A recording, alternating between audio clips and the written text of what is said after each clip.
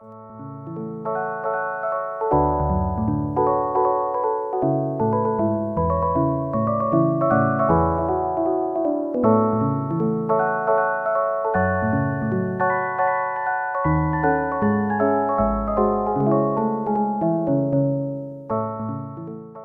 evening. In this episode of our historical sketches, we will go back about 600 years rather, to cover an important event forgotten unless you are a historian of the Middle Ages. And the question is sometimes asked, what can I gain by a knowledge of history? It is a theme, or rather the theme underlying our historical sketches, that learning from history is not a one-way process. To learn about the present in the light of the past means also to learn about the past in the light of the present. Or, if you like, to let the visions of the past give us some insight into the problems of the present.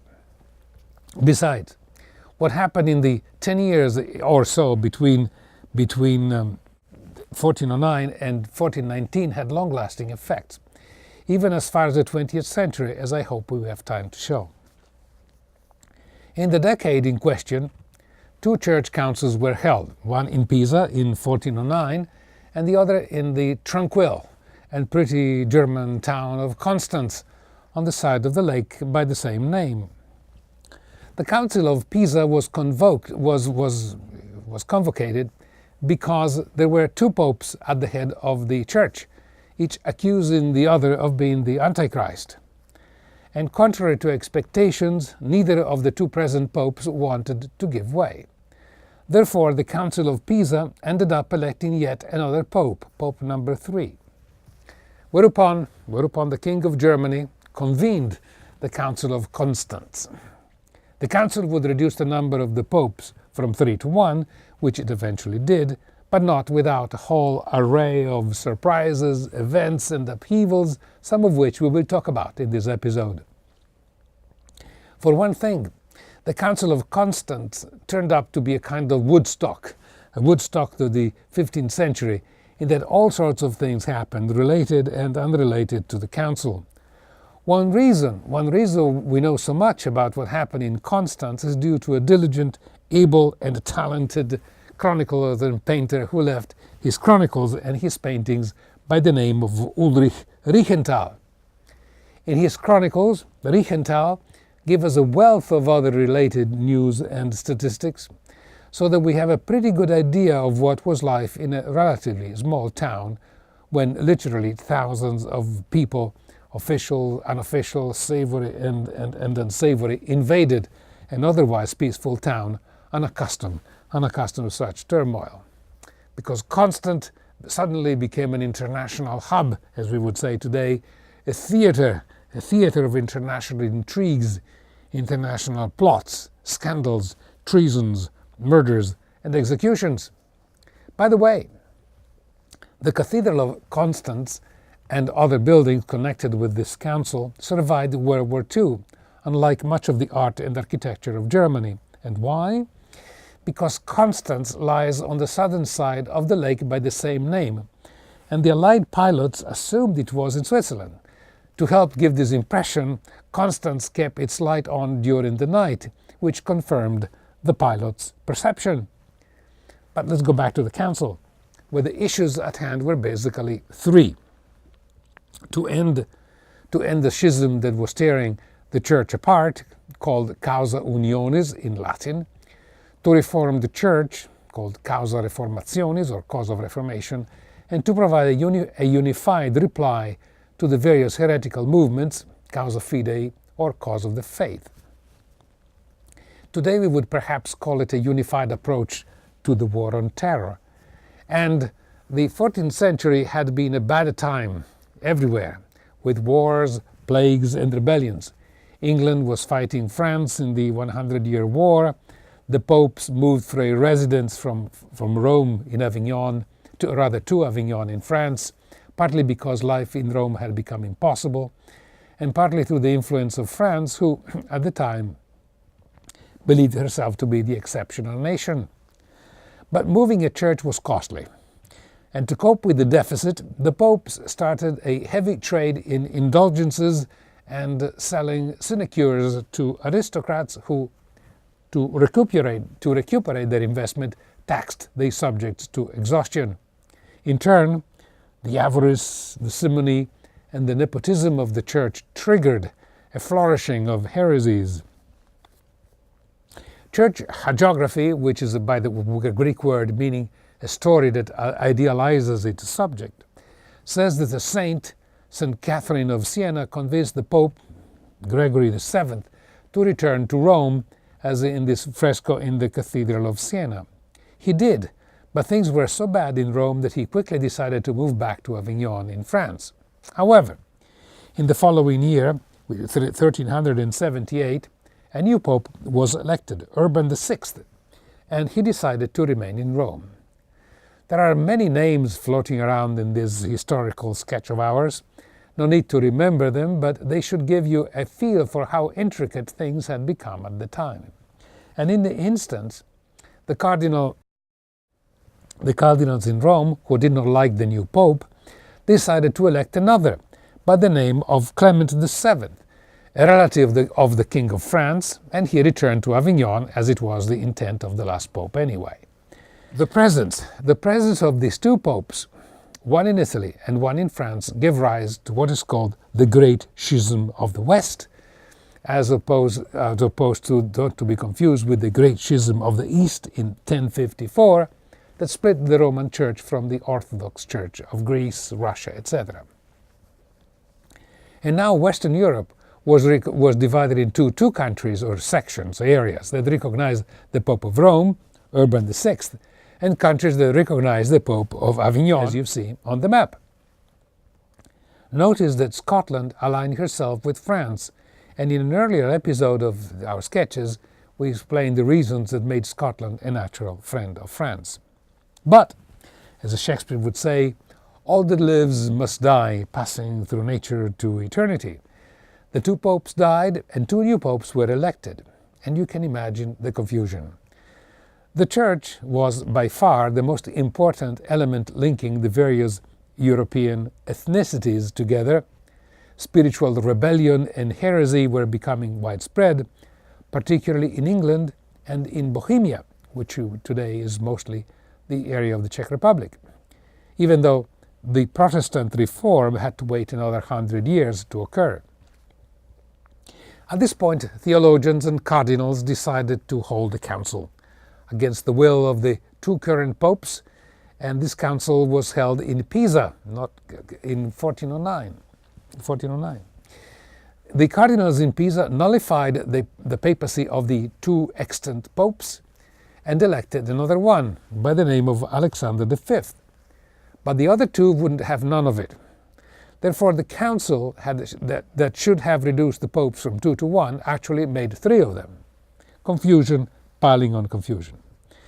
And to resolve the situation, enter King Sigismund of Luxembourg, King of the Romans, and protagonist of the next council. He was cultured, multilingual, he spoke 7 languages. He became, through marriage, also the King of Hungary, as well of Germany and Bohemia.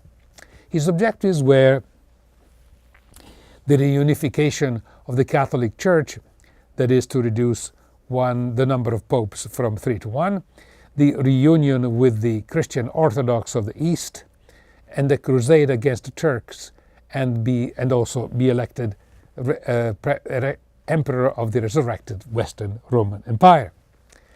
But to be crowned emperor, there was a need of only one pope. So he succeeded in the first part, that is to have one pope. And he also was crowned emperor. But only after 10 years of the anti-Huss heresy war that we will get to about later.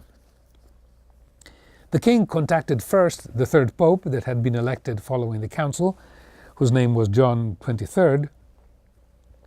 And by the way, some may recall that the 20th century had a pope called John XXIII. How come? The reason is that after Constance, the first John XXIII was stripped, however reluctantly and dramatically, of the papacy. Therefore, he was not registered as a pope in the annals of the Church.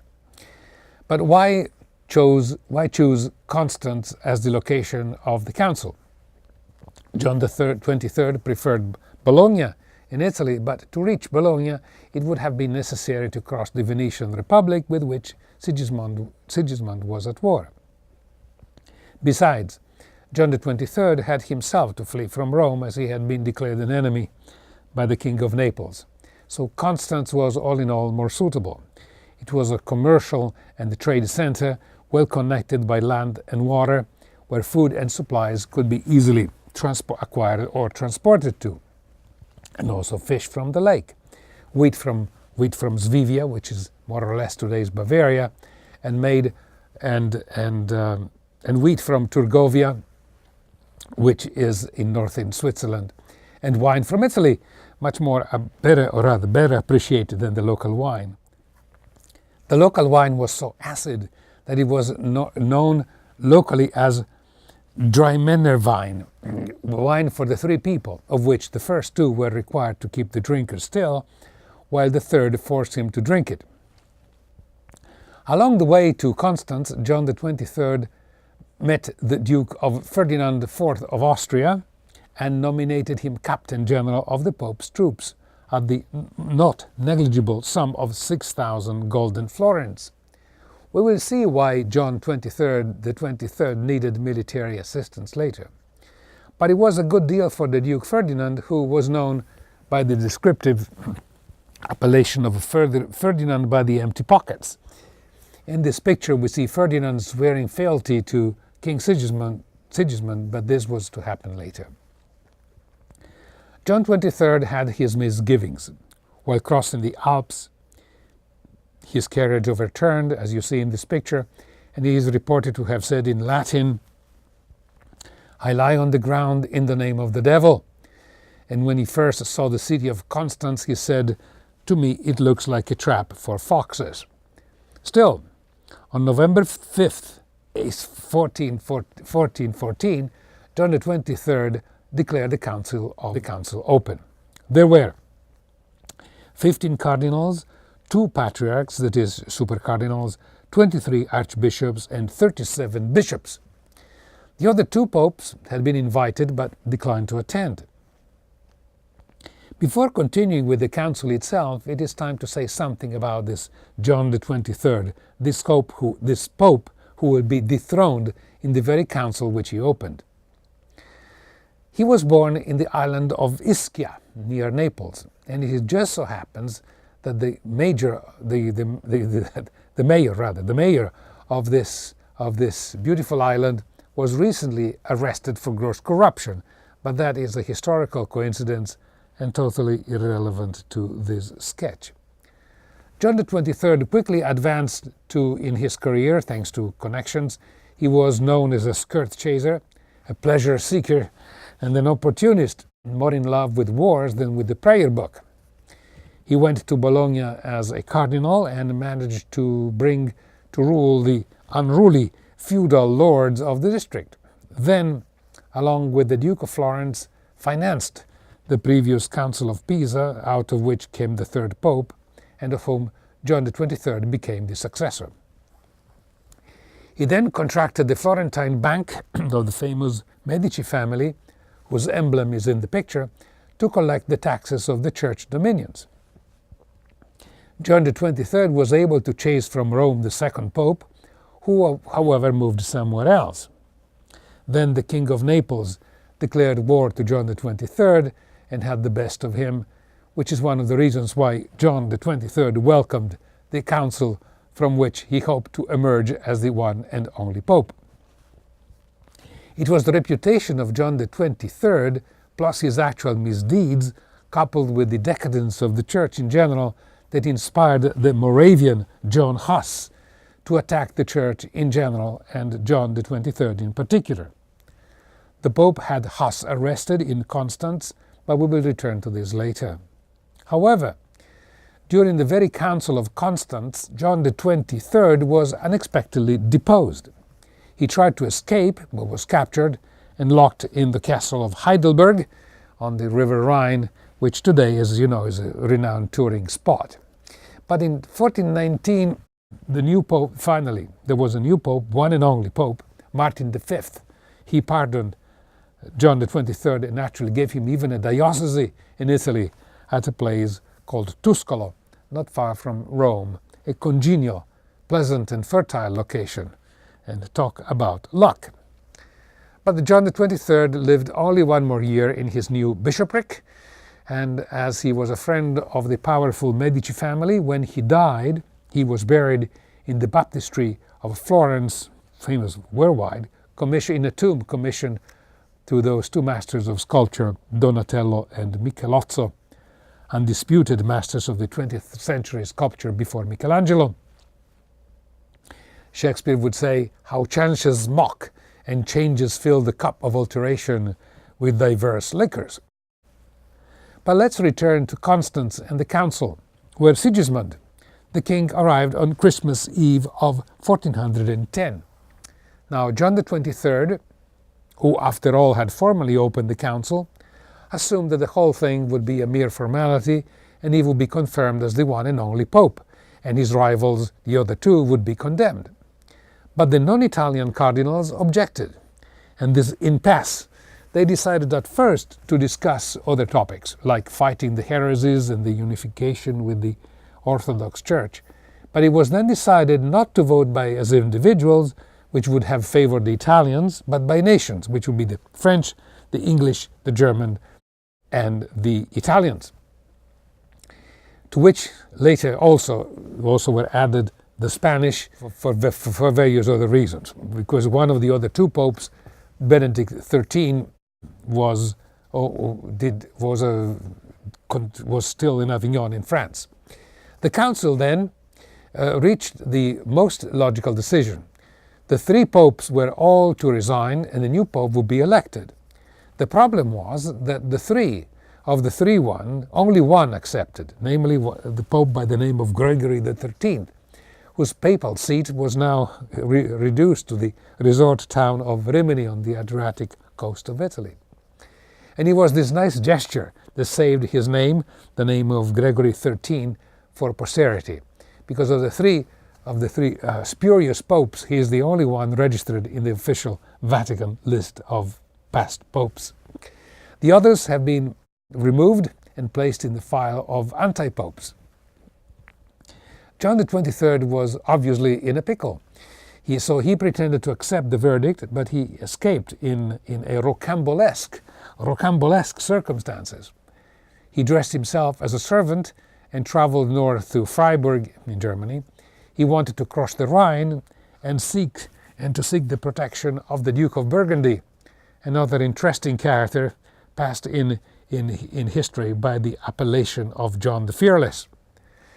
John the 23rd, the Pope, could escape thanks to the shenanigans of his hireling, we called before, the one he paid 6,000 florins to, Frederick of Austria, who organized a knight's tournament in the city to create confusion. So John the 23rd hoped that by being gone, the council would be concluded and everything would be left as it was before. But now King Sigismund intervened. He locked up the doors of the city, put a hold on the bank accounts of all the delegation. Furthermore, after having discovered that Frederick of Austria had organized the Pope's flight, he declared Frederick's lands free property of whoever wanted them. Out of which the fertile lands of the Canton Aargau in Switzerland became a part of Switzerland. And ironically, even today, the still standing family castle of Frederick, the Habsburg castle, became Swiss property. He was the founder of the Habsburg line. Eventually, after John XXIII was captured, the king pardoned Frederick of Austria, though the land of origin of the Habsburg, that gave the name, as I said, to the Habsburg Empire, remained in Swiss hands. As I said earlier on, the first John XXIII would have been completely forgotten if, in 1958, last century, another pope assumed the same name, John XXIII, as the only recognized and official pope with that name. One very bad thing happened during the council. John Huss was a Czech theologian who, among other things, invented the complicated Czech alphabet. and he protested against the Germanization of Bohemia, today called Czechoslovakia. He began to preach in Czech and introduced the teaching of the English John Wycliffe, who had formulated his ideas very critical to the church and of the clergy.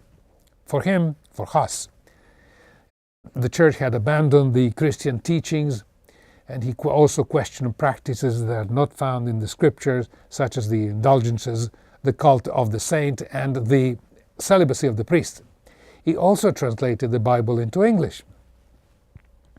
John Huss became very quickly very popular, and John the 23rd launched an anathema against him. The king of Bohemia, fearing an insurrection, refused to arrest him. But his successor, his brother Sigismund, as we've found here, gave him a free pass and a safe conduct to the council. And the king hoped that Huss would be conciliatory so as to dampen the feeling of rebellion that was brewing in Bohemia. But at the council, Huss was immediately arrested, and he was only asked to renounce to everything he said or thought on ecclesiastical matter. He wasn't allowed to talk. Huss did not want to renounce, and he was burned at the stake along with his assistant Jerome of Prague, and also an alleged heretic. Huss was asked to abjure his belief to save his life, but as I said, he refused. His remains were beaten into minute dust, as you see in the picture. And this trial of John Huss was quite an ordeal. The bishop opened the session with a speech titled, "That the body of sin be destroyed." Then the bishop put on him his priestly robes and then removed them. And then they put a paper hat on him with the representation of 3 devils and the script heretic.